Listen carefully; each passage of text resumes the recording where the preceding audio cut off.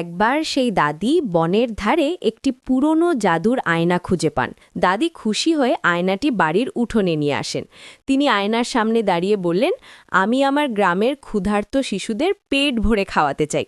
সাথে সাথে আয়না থেকে হাজার হাজার রসগোল্লা আর আম কাঁঠাল বের হতে লাগলো।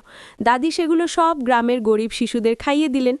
একটি মিষ্টিও তিনি নিজের জন্য রাখলেন না।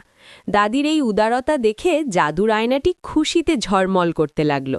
ঠিক সেই সময় গ্রামের দুই লোভী ইউটিউবার সেখানে হাজির হলো।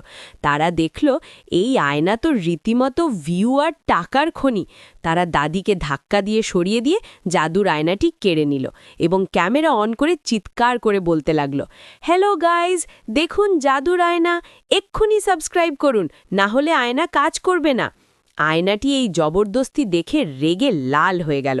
ইউটিউবার দুজন যখন মিথ্যে মিথ্যে বলতে লাগলো যে তারা খুব দয়ালু, তখন আয়না থেকে মিষ্টির বদলে ঝাঁকে ঝাঁকে রাগী মৌমাছি বের হতে শুরু করলো। মৌমাছিরা তাড়া করলে ইউটিউবার দুজন প্রাণ ভয়ে দৌড়ে পালালো। দাদি তখন শান্ত হয়ে আয়নাটির কাছে গেলেন এবং আয়নাটি নিয়ে গভীর বনে রেখে এলেন, যাতে কেউ এর অপব্যবহার না করতে পারে। কিন্তু বাড়ি ফিরে দাদি আবার বিমর্ষ হয়ে বসে রইলেন। দাদির মন খারাপ, কারণ মৌমাছির কামড় খেয়ে ইউটিউবারদের পালানোর ওই অ্যাকশন ভিডিওটা তিনি রেকর্ড করতে পারেননি, তাই সেটা টিকটকে আপলোড করে ভাইরাল হওয়া আর হলো না।